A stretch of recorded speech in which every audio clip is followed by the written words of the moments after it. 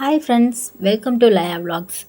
நம்ம இன்றைக்கி ஒரு ஸ்வீட் ரெசிபி தான் பார்க்க போகிறோம். அது என்னென்னு பார்த்தோம்னா, நிறைய பேர்த்துக்கு மோஸ்ட் ஃபேவரட்டான சாஃப்டான பருப்பு போலி ரெசிபி தான் இன்றைக்கி பார்க்க போகிறோம். வாங்க எப்படி செய்யுதுன்னு பார்க்கலாம்.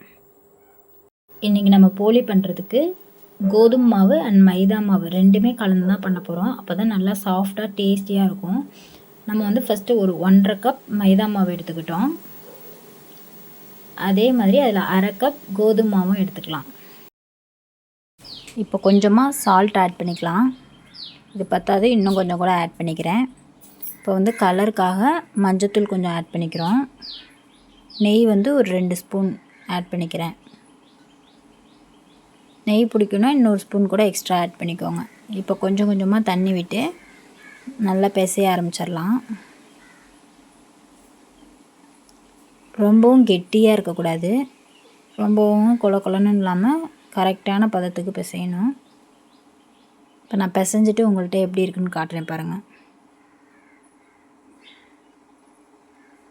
இப்போ பாருங்கள், இந்த பதத்துக்கு நான் பிசைஞ்சிட்டேன்.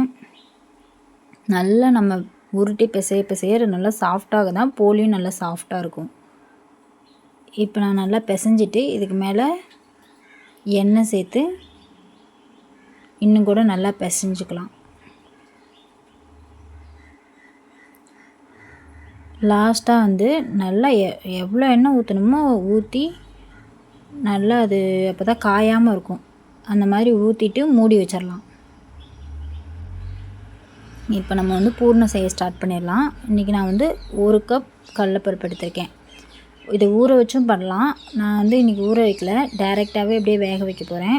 ஊற வச்சு பண்ணுறோம் அப்படின்னா 3 விசில் விடுறோம். அப்படின்னா நம்ம டைரெக்டாக பண்ணுறப்போ ஒரு 5 விசில் 6 விசில் நல்லா விட்டு எடுத்துருங்க. அப்போ தான் நல்லா வெந்துடும். இப்போ இந்த பருப்பை நல்லா கழுவிட்டு ஒரு 2-3 டைம் வாஷ் பண்ணிவிட்டு தண்ணி ஊற்றி விசில் போட்டு ஒரு 6 விசில் 7 விசில் விட்டு எடுக்க போகிறேன். இப்போ பாருங்கள், பருப்பு ஓரளவுக்கு வெந்திருக்கு. இப்போ இதை நல்லா ஈரம் இல்லாமல் வடிகட்டிட்டு மிக்சியில் அரைச்சி எடுத்துடலாம். அரைச்செடுத்து அதை தனியாக வச்சுருவோம். இப்போ 1 கப் கடலைப்பருப்புக்கு நான் ஒரு 1.5 கப் பக்கம் வெல்லம் சேர்த்துக்கிறேன். நீங்கள் இனிப்பு கொஞ்சம் கம்மியாக தான் சாப்பிடுவீங்க அப்படின்னா உங்களுக்கு தகுந்த மாதிரி நீங்கள் சேர்த்துக்கோங்க. லைட்டாக கொஞ்சம் தண்ணி விட்டுட்டு அதை அப்படியே அந்த கட்டியெல்லாம் கரையிற அளவுக்கு நம்ம அப்படியே கிண்டிகிட்டே இருக்கலாம். நல்லா ஹீட் ஆக ஆக அந்த கட்டிலாம் கரைஞ்சி ஒரு தண்ணி பதத்துக்கு வரும். நம்ம ரொம்ப தண்ணி ஊற்ற தேவையில்லை, கொஞ்சமாக தண்ணி ஊற்றினாலே போதும். இப்போ பாருங்கள், கட்டி எல்லாமே கரைஞ்சிருச்சு. இந்த ஸ்டேஜில் நம்ம ஒரு 4 ஏலக்காய் தட்டி வச்சுருக்கோம், அதையும் சேர்த்துக்கலாம். இல்லை ஏலக்காய் பொடி இருக்குன்னா நீங்கள் அதையும் சேர்த்துக்கோங்க. இது ஒரு நல்ல ஃப்ளேவருக்காக தான்.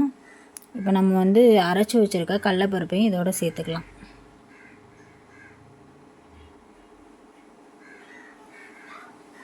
கொஞ்சம் கொஞ்சமாக இது எல்லாத்தையும் சேர்த்து நல்லா கிளறி விடணும்.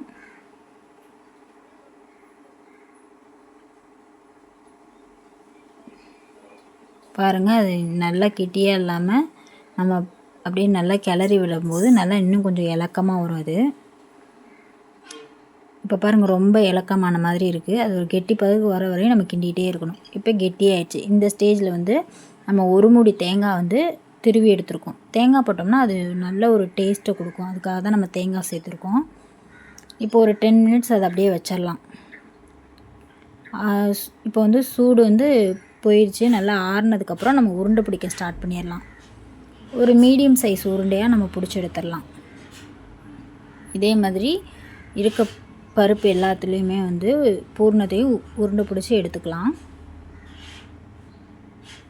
இப்போ எல்லாமே உருண்டை பிடிச்சாச்சு.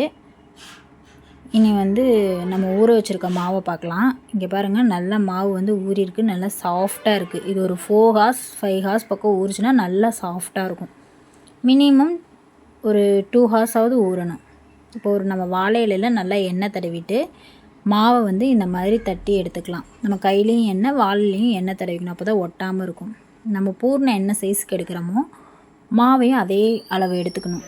எடுத்துகிட்டு இந்த மாதிரி தட்டிட்டு பூர்ணத்தை நடுவில் வச்சு இந்த மாதிரி மாவெல்லாம் எடுத்து விடுங்க. இப்போ வந்து நம்ம அந்த புளிக்கொழுக்கட்டை இப்போ உள்ள பூர்ண கொழுக்கட்டை பண்ணோம் பார்த்திங்களா, அதே மாதிரியே செஞ்சு எக்ஸஸாக இருக்க மாவெல்லாம் வந்து நம்ம பிச்சு எடுத்துடலாம். நம்ம அதை அப்படியே விட்டு பண்ணோம் அப்படின்னா ஒரு சைடு மட்டும் ரொம்ப மாவு வந்து மொத்தமாக போயிடும். அதனால் அதை எடுத்துட்டோம்னா எல்லா சைடும் வந்து நல்லா ஈக்குவலாக இருக்கும். பூர்ணமும் எல்லா சைடும் நல்ல ஸ்ப்ரெட் ஆகும். அதுக்காக தான் அந்த மாதிரி பண்ணுறது. பாருங்கள், கையிலே இந்த மாதிரி நல்லா ரவுண்ட் ஷேப்புக்கு இப்படி எடுத்திங்கன்னா அது நல்லா ஈஸியாக வரும். நல்லா ஊறி இருக்கனால நல்லா விரிவு கொடுக்கும். எவ்வளோ அளவுக்கு முடியுதோ அந்த அளவுக்கு நீங்கள் ரவுண்ட் ஷேப் பண்ணிக்கோங்க, நல்லா பெருசாக்கிக்கோங்க. இப்போ நம்ம வந்து தோசை தவாலே இதை போட்டுடலாம். இங்கே வெள்ளம்லாம் தெரியுது, ரொம்ப லேசாக வந்துருச்சு அப்படின்லாம் கவலைப்பட தேவையில்லை. அது நல்லாவே வெந்துடும். அதனால் ஒன்றும் பயப்பட தேவையில்லை. இந்த ஸ்டேஜில் வந்து நெய் பிடிக்குங்கிறவங்க வந்து நெய் சேர்த்துக்கோங்க. இல்லை நெய் திகட்டும் நான் அவ்வளோ சாப்பிட மாட்டேங்கிறவங்க வந்து எண்ணெய் சேர்த்துக்கோங்க. நான் வந்து இன்றைக்கி எண்ணெய் தான் சேர்த்துருக்கேன். இப்போ நல்லா வெந்ததுக்கப்புறம் 2 சைடும் பெரட்டி போட்டு நல்லா வேக வச்சுருங்க.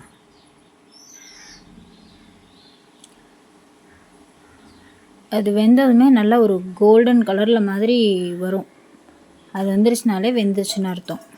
இந்த மாதிரி பெரட்டி போட்டு 2 சைடும் நல்லா வேக வச்சு எடுத்துக்கோங்க. நமக்கு வந்து ஃபர்ஸ்ட் டைம் பண்ணுறப்ப தான் கொஞ்சம் சிரமம் மாதிரி இருக்கும். அப்புறம் அடுத்தடுத்த உருண்டை பண்ணுறதெல்லாம் நம்ம ஈஸியாக டக்குன்னு பண்ணிட்டு போயிட்டே இருப்போம். இது வந்து ஃபஸ்ட் டைம் பண்ணுறவங்க கூட ஈஸியாக பண்ணிடலாம். இது ஒரு சிரமமான விஷயமே கிடையாது. ரொம்ப ஈஸியாக இருக்கும். நம்ம கடையில் வாங்கி சாப்பிட்ற மாதிரியே டேஸ்ட்டாகவும் இருக்கும். இந்த மெத்தடில் நீங்கள் செஞ்சு பாருங்கள், நல்லா சாஃப்டாக இருக்கும். பாருங்கள், இந்த மாதிரி நம்ம டக்குன்னு அமுத்தி எடுத்துகிட்டு தோசைக்கல்லில் போட்டு எடுத்துடலாம். இதே மாதிரி இருக்கிற எல்லாத்தையும் நான் வந்து போலி பண்ணிவிட்டு உங்களுக்கு காட்டுறேன்.